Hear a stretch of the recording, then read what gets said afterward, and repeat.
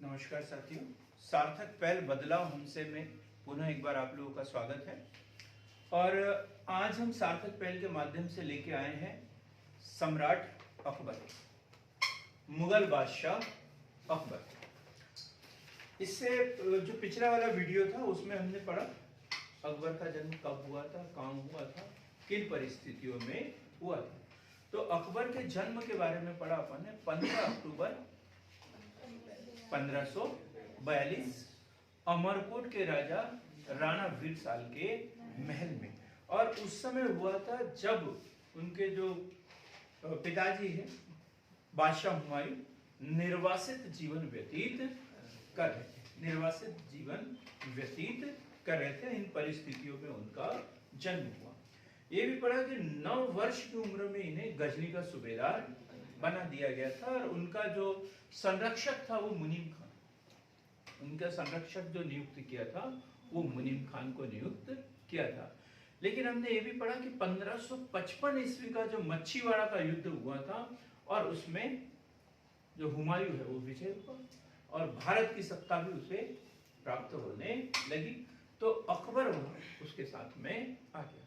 और उसके बाद में देखा अपन ने सरहिंद का युद्ध, ये भी 1555 और इसमें है आदिल शाह सूर, लोधी शासक आदिल शाह सूर के विरुद्ध हुआ। इसमें हुमायूं विजय हुआ और उसको जो है वो आगरा की सत्ता पुनः प्राप्त हो गई। भारत का साम्राज्य जो खोया हुआ साम्राज्य था उन्हें पुनः प्राप्त हो गया। लेकिन 1556 में दीनपना नगर के पुस्तकालय की सीढ़ियों से गिरकर जो है हुमायूं की मृत्यु हुई। और उस समय जो अकबर है वही आदिल शाह सूर की सेना से युद्धरत था, तो तुरंत ही जो है बैरम खान द्वारा उसका राज्याभिषेक कराया गया। कहां पर कराया था? कालानौर, पंजाब का एक स्थान है कालानौर में बैरम खान द्वारा उसका राज्याभिषेक कराया गया। फिर देखा कि 1556 से 1560 तक वो बैरम खान के संरक्षण में ही शासन करता रहा। और ऐसा लगा कभी कभी कि बैरम खान ही सर्वे सर्वा है और बैरम खान के विरुद्ध जो है वो षड्यंत्र होने लग गए।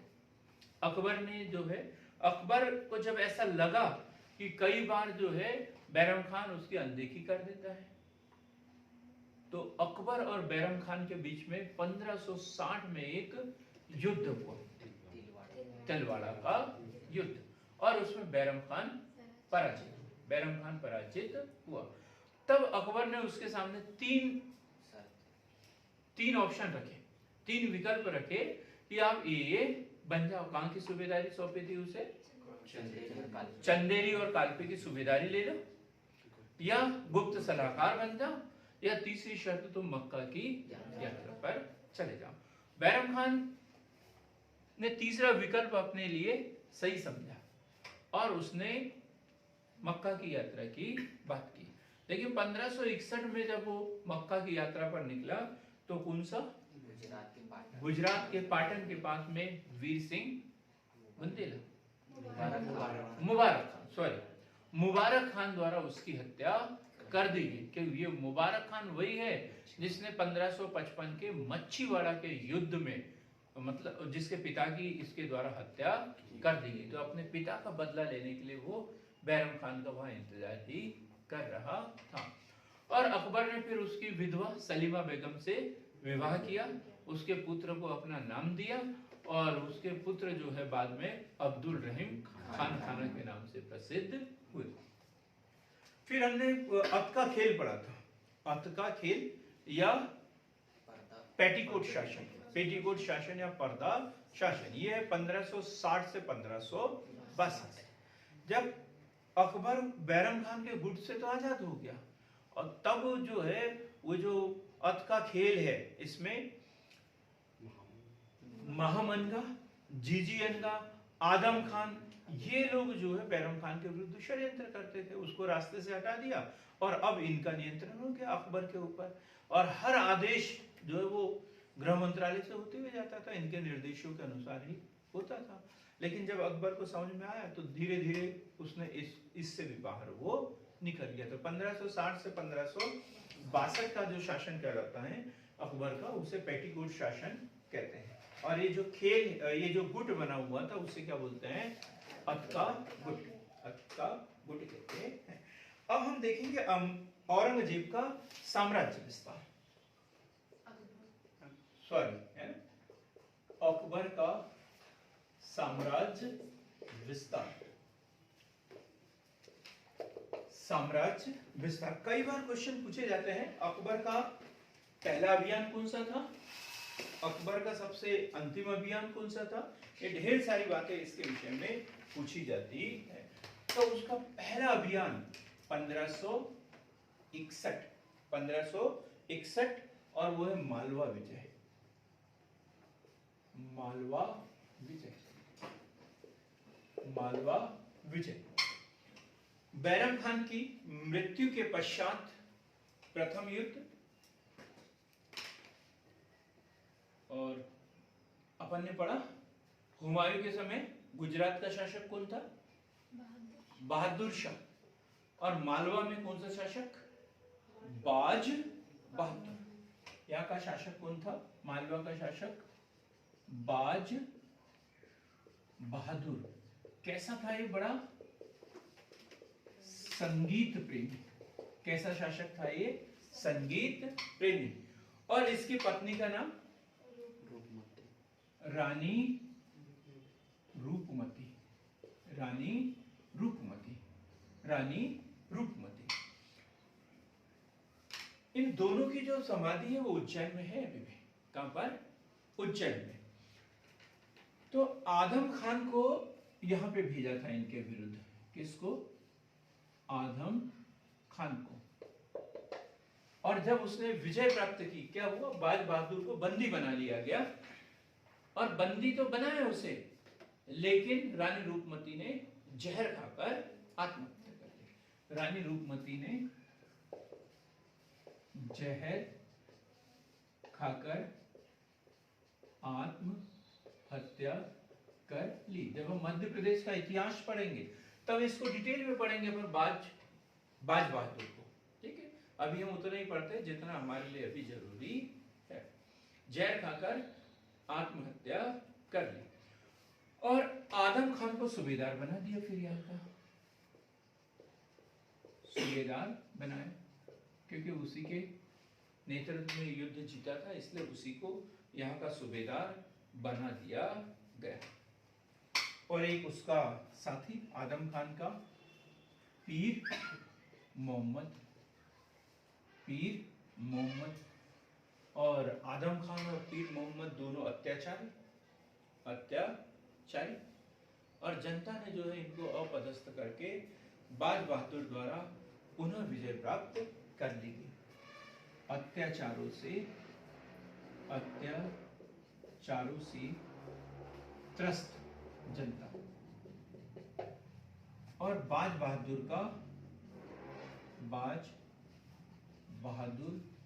का पुनः मालवा पर अधिकार। पुनः मालवा पर अधिकार। लेकिन कहानी यही खत्म नहीं होती। मालवा पर पुनः अधिकार। अकबर द्वारा अब अब्दुल्ला खान उज्बेक के नेतृत्व में सेना भेजी। अकबर द्वारा जो है अब्दुल्ला खान उज्बेक के नेतृत्व में सेना भेजी। लेकिन अब क्या हुआ? बहादुर शाह द्वारा पुनः उसकी अधीनता स्वीकार की गई और फिर अकबर ने उसे अपने दरबार में ही रखा। अब उसे वहां नहीं रहने दिया, अपने दरबार में ही रख लिया। ठीक, क्लियर एकदम। 1561 मालवा विजय। किसके नेतृत्व में सेना भेजी गई? आदम खान के नेतृत्व में। बाज बहादुर वहां का शासक, उसकी पत्नी का नाम रानी रूपमती। बाज बहादुर संगीत का बहुत अधिक प्रेमी था और जब बाज बहादुर की पराजय हुई तो उसकी पत्नी को ऐसा लगा, रानी रूपमती को ऐसा लगा कि मुझे कैद कर लिया जाएगा। होता यही था, जो युद्ध में जो शासक होते थे उसको मार देते थे और उनकी पत्नी से विवाह वगैरह कर लेते थे। तो उसको ऐसा लगा कि मेरे साथ कोई अत्याचार हो सकता है, तो उसने जहर खाकर अपने सतीत्व की रक्षा करने के लिए आत्महत्या कर ली। ठीक, और वहां पर आदम खान को सूबेदार बना दिया और उसका एक सहयोगी पीर मोहम्मद। इन दोनों के अत्याचारों से जनता बड़ी त्रस्त हुई और उन्होंने दोनों को अपदस्थ करके पुनः बाज बहादुर को अपना शासक स्वीकार कर लिया। तब अकबर ने जो है अब्दुल्ला खान उज्बेक के नेतृत्व में सेना भेजी। बाज बहादुर पुनः पराजित हुआ। उसने अकबर की अधीनता स्वीकार की और अकबर द्वारा उसे 2000 का मनसब दिया गया। अकबर द्वारा उसे 2000 का मनसब दिया गया। 2000 का मनसब दिया गया। अब हम पढ़ेंगे आमिर 1562। आमिर व मेड़ता अभियान। आमिर व मेड़ता अभियान। सबसे पहले हम आमेर की बात करते हैं। आमेर के किले के ऊपर मैंने एक वीडियो बनाया है, देखा आपने? पक्को में? चलो ठीक है, अच्छी बात है। जिसने नहीं देखा वो देखे एक बार। तो आमेर का शासक भारमल। कौन? भारमल। भारमल की अकबर से मुलाकात हुई शेख मोइनुद्दीन चिश्ती की दरगाह पर। शेख मोइनुद्दीन चिश्ती की दरगाह पर भारमल अधीनता स्वीकार करने वाला पहला शासक। अकबर की अधीनता स्वीकार करने वाला पहला शासक, आमेर का शासक। क्या नाम उसका? भारमल। अपनी पुत्री, क्या नाम उसका? जोधा। और दूसरा नाम? हरकाबाई। हरकाबाई और साथ ही अपने पुत्र भगवान दास, दोनों को उसकी शरण में भेज दिया। ठीक, तो अधीनता स्वीकार करने वाला पहला राजपूत शासक बोलेंगे, पहला शासक बोलेंगे, पहला राजपूत शासक, पहला राजपूत शासक जिसने अकबर की अधीनता स्वीकार की। और क्या नाम उसका? भारमल। कहाँ का शासक? आमेर का शासक। भगवान दास पुत्र भगवान दास वो पौत्र मानसिंह को, पुत्र भगवान दास वो पौत्र मानसिंह को 5000 का मनसब दिया अकबर द्वारा। 5000 का मनसब दिया गया। और इनकी पुत्री, क्या नाम है पुत्री? हरकाबाई। हरकाबाई मुगले आजम में जैसे जोधाबाई के नाम से भी जाना गया। ठीक, हरकाबाई से विवाह किया। हरकाबाई से विवाह किया। जब हम अकबर के राजपूत नीति पढ़ेंगे तब इस बात को हम डिटेल में पढ़ेंगे। अभी तो सिर्फ इतना कि आमेर पर उसने कैसे सफलता प्राप्त की। तो आमेर का जो शासक है भारमल, शेख मोइनुद्दीन चिश्ती की दरगाह पर उससे मुलाकात हुई। उसने अकबर की अधीनता स्वीकार कर ली। अपने पुत्र भगवान दास और पौत्र राजा मानसिंह को 5000 का मनसब के साथ में स्वीकार कर लिया गया और अपनी पुत्री का जो विवाह है अकबर से करवा दिया। और इस तरीके से आमेर उसके अधीन। अब हम बात करते हैं मेड़ता की। ये तो आमेर की बात होगी। अब हम बात करते हैं मेड़ता की। तो उदय सिंह कौन जी? मेवाड़ का नहीं, सांगा का पुत्र उदय सिंह, महाराणा प्रताप का पिता, महाराणा प्रताप का पिता। तो उदय सिंह के जागीरदार जयमल के अधीन था। उदय सिंह की जागीरदार जयमल के अधीन था। अपन ने पढ़ा ना जयता, तो वो तो उदय सिंह के जागीरदार जयमल के अधीन था।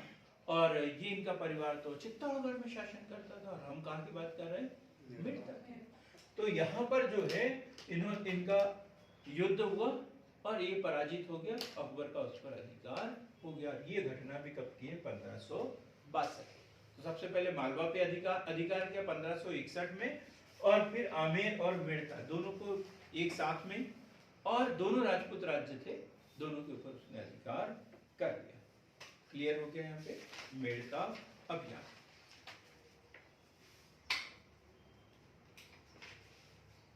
इसमें सरफुद्दीन जो अकबर की ओर से जो नेतृत्व किया था वो सरफुद्दीन। जैसे मालवा के लिए उसने किसने भेजा था? और उसको आदम खान को भेजा था। और यहाँ मेड़ता के लिए उसने सरफुद्दीन द्वारा नेतृत्व किया था। अब ये जो 1564 वाला जो अभियान है वो बड़ा महत्वपूर्ण है उसका। 1564 ये एग्जाम में अक्सर पूछा जाता है। 1564 वो है गढ़ कटंगा या गढ़ मंडला या गोंडवाना भी जिसे कहते हैं, या क्या कहेंगे? गोंडवाना। और इस राज्य की स्थापना किसने की थी? अमन दास। किसके द्वारा की गई थी? इस गढ़कटंगा के गोंडवाना राज्य की जो स्थापना है वो अमन दास द्वारा की गई थी। वर्तमान में क्षेत्र कहां पड़ता है? गढ़कटंगा, गढ़ मंडला जिसे कह सकते हैं हम, जबलपुर के पास। कहां पर? जबलपुर के पास। जबलपुर के पास। और यहाँ पर कौन शासन कर रहा था इस समय? दुर्गावती। और इसके विरुद्ध युद्ध करने के लिए किसको भेजा था इसने? आसफ खान को। इसमें कौन था? ये अकबर की ओर से सेनापति जो था वो आसफ खान। अक्सर सही जोड़ी मिलाने के लिए क्वेश्चन पूछे जाते हैं और हम उसमें कंफ्यूज हो जाते हैं। आसफ खान जो है वो था। अब क्वेश्चन पूछा जाता है रानी दुर्गावती के बारे में। जब मध्य प्रदेश पढ़ते हैं तब तो डिटेल में पढ़ते ही हैं, लेकिन यहाँ पर भी पढ़ेंगे रानी दुर्गावती कौन थी। तो चंदेल शासक, महोबा के चंदेल शासक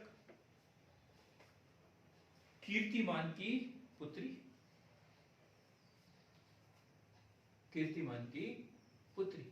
कीरत सिंह पढ़ते हैं ना, पर वहां का अंतिम शासक कीरत सिंह।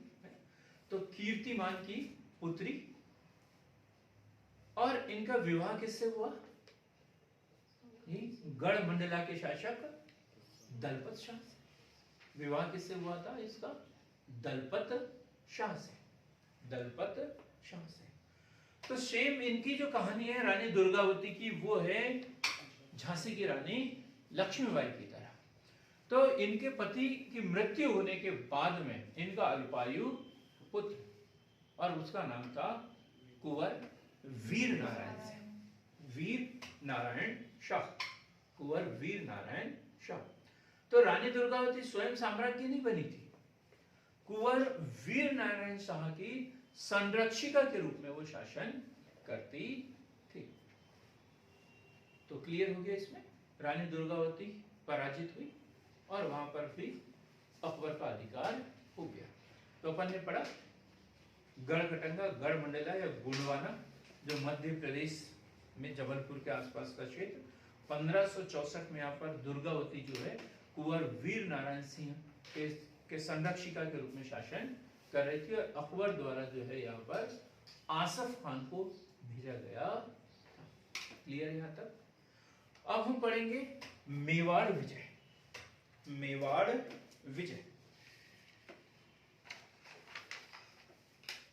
मेवाड़ के बारे में अभी मेड़ता पढ़ा अपन ने, अब मेवाड़।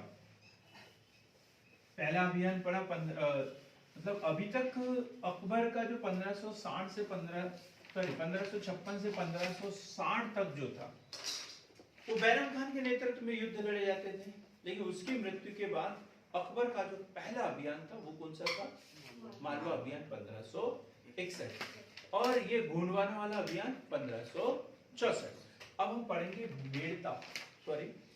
मेवाड़ मेवाड़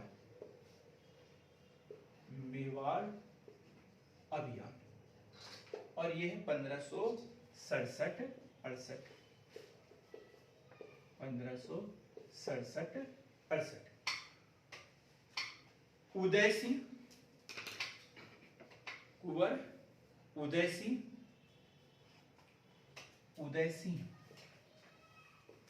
कौन उदय सिंह? पहले बता दिया हमने, राणा सांगा का पुत्र उदय सिंह।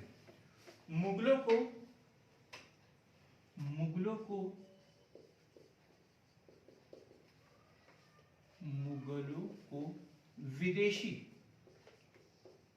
विदेशी मानता था, मुगलों को विदेशी मानता था, मलेच्छ मानता था, मलेच्छ है ना, निम्न विदेशी मानता था।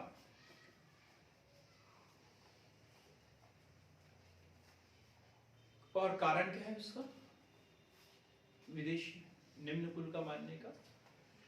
अकबर द्वारा बहादुर शाह को शरण देना। अकबर ने क्या किया था? उसको मनसब दे दिया था बहादुर शाह को, बाज बहादुर शाह को उसने अपने दरबार में शरण दी थी। और ये बात कुंवर उदय सिंह को अच्छी नहीं लग रही थी, इसलिए अकबर द्वारा आसफ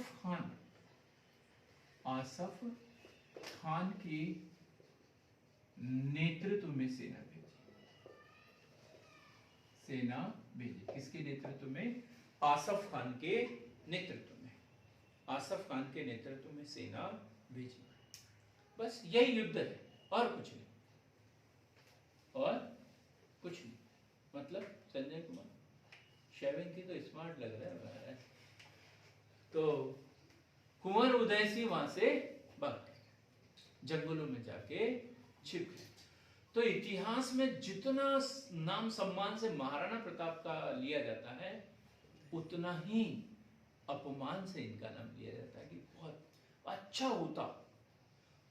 होता यदि महाराणा प्रताप के कुल में उदय सिंह का नाम ही नहीं होता, ये तब बोला गया है, क्योंकि बिना युद्ध लड़े ही वो वहां से भाग गए थे। जैसे ही आसफ खान के नेतृत्व में सेना ने मेवाड़ पर आक्रमण किया, कुंवर उदय सिंह वहां से रफू चक्कर हो गए, जंगलों की ओर जा पहुंचे। लेकिन वहां पर जो जयमल की अपन ने बात की थी, कहां का? मेड़ता का जागीरदार जयमल एवं फतेह सिंह, जयमल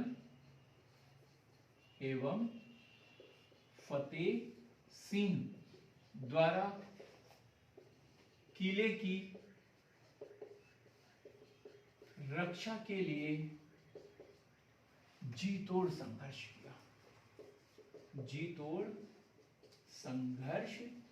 किया।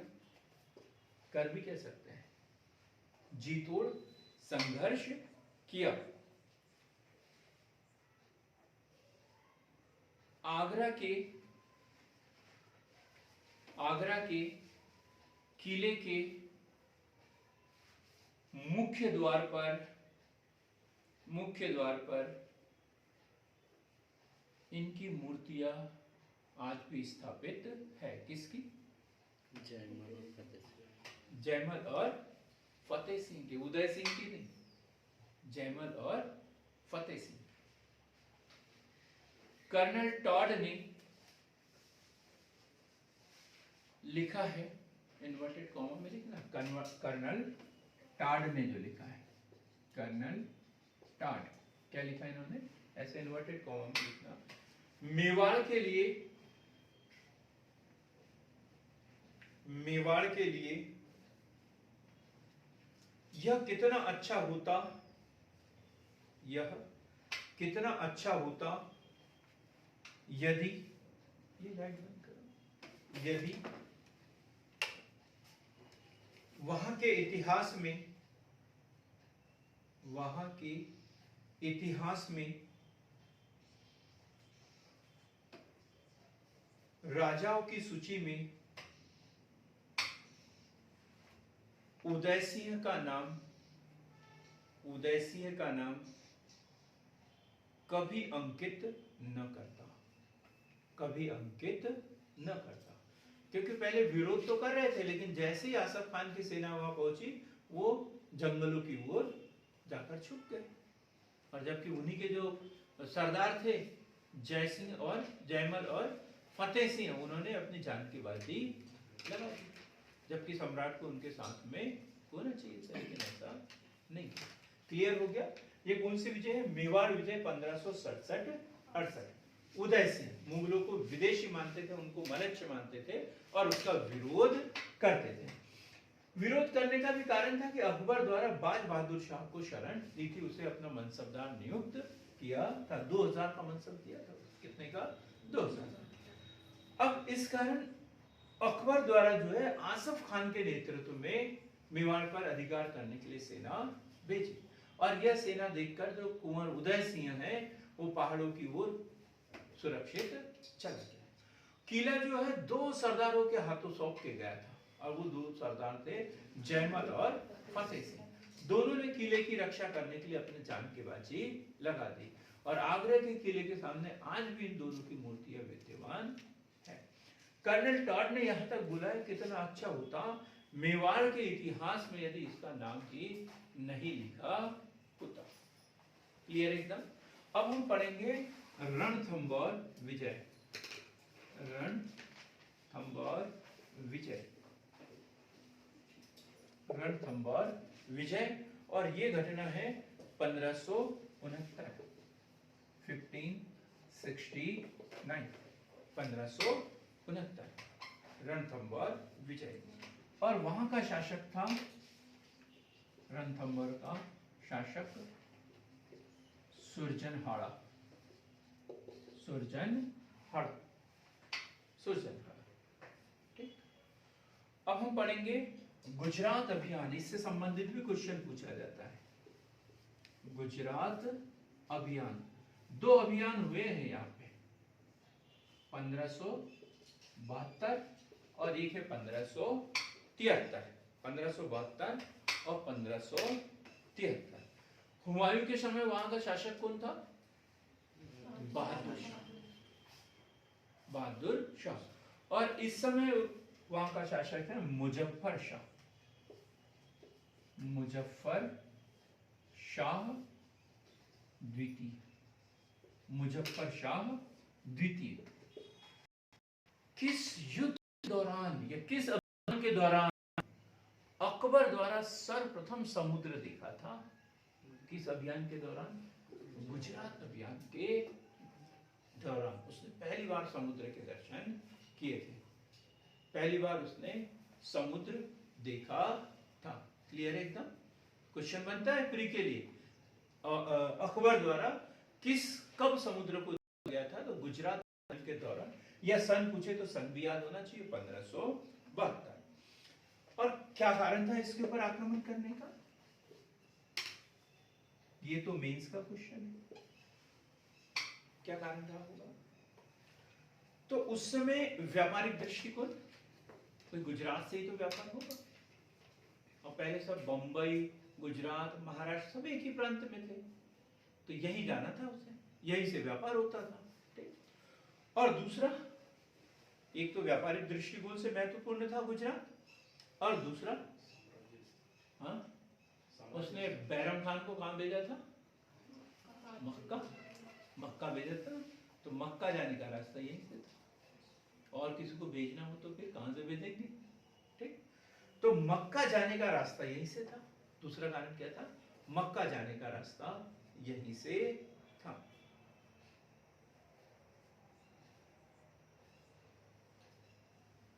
हो गई बातें?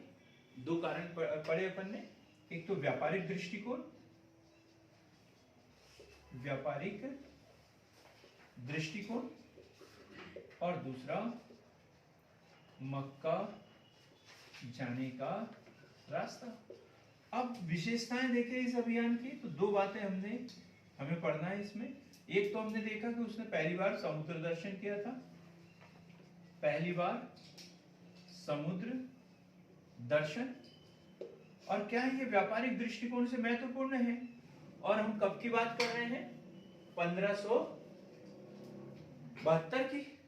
और 1572 के आसपास इधर किसका अधिकार था, पुर्तगाली। 1498 में आ गए थे, उनके बाद में डच आए, लेकिन अधिकार जो था किनका है, पुर्तगालियों का। क्योंकि 1600 ईस्वी में तो ईस्ट इंडिया कंपनी ही बनी थी, अंग्रेज तो थे ही नहीं उस समय। तो यहाँ पर पुर्तगालियों से अकबर की मुलाकात हुई थी। ठीक, लिखेंगे ये बात भी कि कैम्बे में पहली बार पुर्तगालियों से मुलाकात हुई।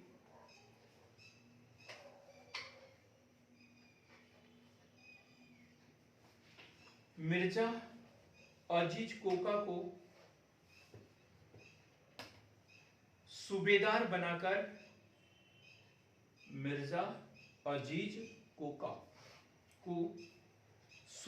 बनाकर आगरा को रवाना। अब क्या हुआ, सब कुछ काम हो गया, विजय प्राप्त कर ली, सब कुछ हो गया।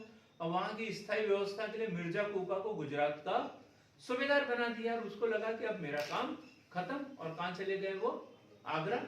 और ये इधर से वापस गए, पुनः वहां पे विद्रोह हो गया। कहां पर, गुजरात में पुनः विद्रोह हो गया, जैसी की वैसी स्थिति। अकबर जो है तुरंत वापस आए, इसलिए इस अभियान को द्रुतगामी अभियान बोला जाता है। अकबर का द्रुतगामी अभियान, क्योंकि तुरंत ही वो वापस आ गए थे। तो फतेहपुर सीकरी से तुरंत ही वो अहमदाबाद पहुंचे। संसार के इतिहास का सर्वाधिक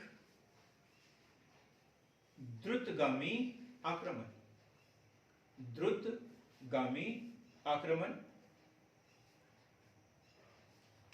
फतेहपुर सीकरी आकर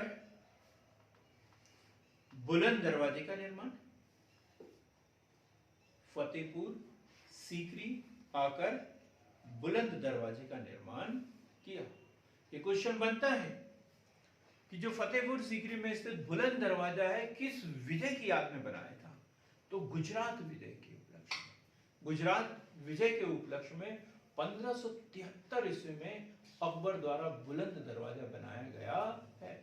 जब हम इसका स्थापत्य कला पढ़ेंगे मुगलों की, उसमें बुलंद दरवाजा फिर पढ़ेंगे कि उसकी ऊंचाई कितनी है, चौड़ाई कितनी है, किन पत्थरों से बना हुआ है, ये पूरी बातें हम उसमें पढ़ेंगे। तो अभी तो ये याद रखें, गुजरात अभियान के उपलक्ष्य में जो है बुलंद दरवाजे का निर्माण किया था, और कहां पर, फतेहपुर सीकरी। क्लियर हो गया। गुजरात अभियान 1572 और 73। सबसे पहले 1572 में गया वो, और वहां पे मुजफ्फर शाह द्वितीय वहां का शासक था। दो बातों को लेकर अंग्रेज उत्साहित था, एक तो व्यापारिक दृष्टिकोण से महत्वपूर्ण, दूसरा मक्का जाने का रास्ता भी यहीं से होकर जाता था। अकबर ने सर्वप्रथम यहीं पर समुद्र देखा और पुर्तगालियों से मुलाकात भी उसने की थी। और जैसे यहाँ पर विजय प्राप्त हुई, यहाँ का जो सूबेदार है वो मिर्जा अजीज कोका को बना दिया, और वो आगरा की ओर रवाना हो गए। लेकिन जैसे ही अकबर आगरा की ओर रवाना हुए, आगरा पहुंचे, गुजरात में जो है पुनः विद्रोह हो गया। अकबर तुरंत वापस गुजरात गए, और वहां पे द्रुतगामी अभियान कहा जाता है, और फिर वहां को अंततः पराजित कर उसे मुगल साम्राज्य में विलय कर दिया। और उस विजय की याद में उसने फतेहपुर सीकरी शहर बसाया, और वहां पर बुलंद दरवाजे का निर्माण किया। अब हम देखेंगे अकबर के समय का सबसे महत्वपूर्ण युद्ध जो इतिहास में प्रसिद्ध है, और वो है हल्दी घाटी। हल्दी घाटी का युद्ध। हल्दी घाटी का युद्ध 1576 लगभग हर प्रकार के एग्जाम में ये क्वेश्चन पूछा गया है, हर प्रकार के एग्जाम में, चाहे क्लर्क का एग्जाम हो, चाहे शिक्षा विभाग से संबंधित हो, चाहे उच्च शिक्षा विभाग से संबंधित हो, रेलवे का हो, किसी भी प्रकार का एग्जाम हो उसमें ये क्वेश्चन पूछा जाता है। और ये युद्ध हुआ है 18 जून 1576। कौन सी तारीख उसकी? 18 जून 1576। और महाराणा प्रताप अकबर विरुद्ध महाराणा प्रताप।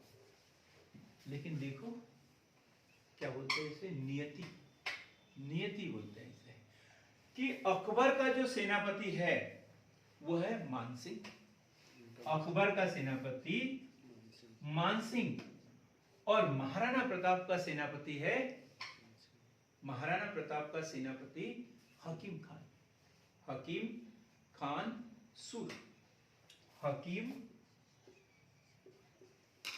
खान सूर। तो अकबर का सेनापति मानसिंह और महाराणा प्रताप का सेनापति कौन था? हकीम खान सूर। और ये जो मेवाड़ अभियान भी बोल सकते हैं इसे, अरावली पर्वत पर स्थित सिसोदिया वंश। क्वेश्चन पूछा जाता है महाराणा प्रताप किस वंश के थे? तो सिसोदिया वंश के थे। राजधानी क्या थी इसकी? कुंभलगढ़।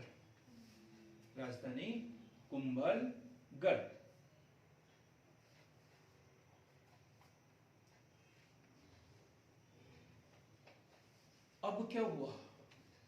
महाराणा प्रताप की सेना तो बड़ी वीरता से लड़ी, लेकिन संख्या में कम पराजय का सामना, और यहां तक कि महाराणा प्रताप की जान भी जा सकती थी। तो ऐसे में एक व्यक्ति है बीदा आला, क्या नाम है उसका? बीदा झाला, मैंने आला बोल दिया, बीदा झाला। ये एक व्यक्ति है, क्या किया था इसने? बीदा झाला। उसने महाराणा प्रताप का कवच मुकुट वो पहन लिया और उस सेना को उसने चकमा दे दिया। पूरी सेना किसके पीछे चली गई? बीदा झाला के पीछे चली गई, और महाराणा प्रताप जो है झाड़ियों में छिपते छिपाते अपनी जान को बचा लिया। खत्म हो गया। स्टोरेज फुल हो गया। रुक गया है, वो तो चल रही है। महाराणा प्रताप जो है बीदा झाला द्वारा अकबर की सेना को भ्रमित किया गया और महाराणा प्रताप की जान बचाई। महाराणा प्रताप की मृत्यु 57 वर्ष की आयु में हुई थी। 57 वर्ष की आयु में हुई थी, और उन्होंने गुरिल्ला युद्ध पद्धति को अपनाया था। गुरिल्ला युद्ध पद्धति। महाराणा प्रताप ने उनसे कभी हार नहीं मानी, आगे तक वो संघर्ष करते रहे निरंतर। वो एक बड़ी अच्छी कविता है उनके ऊपर, महाराणा प्रताप की बेटी और घास की रोटी। जंगल भटकते रहे, लेकिन अकबर की उन्होंने अधीनता स्वीकार नहीं की। और कहा जाता है कि 57 वर्ष की उम्र में 1597 में धनुष की प्रत्यंचा चढ़ाते हुए वो जख्मी हो गए थे और फिर उनकी मृत्यु हो गई। धनुष की प्रत्यंचा चढ़ाते हुए वो जख्मी हुए और उनकी मृत्यु हो गई।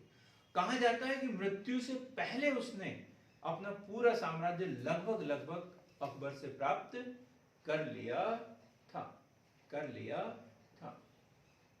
लेकिन अंततः 1599 में मानसिंह को अकबर का सेनापति था, और वही भगवान दास का पुत्र, आमेर के शासक भारमल का पौत्र और भगवान दास का पुत्र, जिसे अकबर ने अपना सेनापति बनाया था। अब देखो ऐसी होती है राजनीति, तेरा ही चाकू तेरा ही निशाना। क्या वो भी राजपूत, वो भी राजपूत, एक ही परिवार के, और उसी को भेजा तू जीत के आ जा। तो मानसिंह द्वारा महाराणा प्रताप के पुत्र अमर सिंह को पराजित कर दिया गया और अमर सिंह ने अकबर की अधीनता स्वीकार कर ली, अधीनता स्वीकार कर ली। तो ये पढ़े अपन ने अकबर का साम्राज्य विस्तार उत्तर भारत की ओर, उत्तर भारत की ओर, पश्चिम भारत की ओर। अब उसकी नजर है कहां पर? दक्षिण भारत की ओर। उत्तर में पूरे राजपूतों पर अधिकार हो गया, अब उसे दक्षिण की ओर जाना है। और दक्षिण में है अहमदनगर, खानदेश, बीजापुर, गोलकुंडा, ये सब है। इनके ऊपर उसे विजय प्राप्त करना है। तो हम पढ़ेंगे सबसे पहला उसका दक्षिण का जो अभियान है वो कहां पर? अहमदनगर, अहमदनगर। और अब हमारे सामने दूसरा महत्वपूर्ण नाम, एक हमने महिलाओं में एक नाम पढ़ा था, गोंडवाना की रानी, गोंडवाना रानी दुर्गावती। और अब हम पढ़ेंगे चांद बीबी, चांद बीबी। अहमदनगर अभियान, अहमदनगर अभियान 1593, अहमदनगर अभियान 1593। चांद बीबी वहां की शासिका, शासिका कौन? चांद बीबी। और इसके विरुद्ध अकबर द्वारा भेजा गया था अब्दुल रहीम खान खाना, अब्दुल रहीम खान खाना। और एक और था उसके साथ में, और था पुत्र, अकबर का पुत्र, क्या नाम? सलीम नहीं था, शहजादा मुराद, शहजादा मुराद। किसे भेजा था? पुत्र शहजादा, शहजादा मुराद बख्श, शहजादा मुराद बख्श को भेजा था। लंबा संघर्ष, इसमें लंबा संघर्ष। 1596 में संधि, 1596 में संधि हुई, जिसमें बरार जो है मुगलों को मिला था। लंबा संघर्ष चला, इसमें बरार मुगलों को मिला।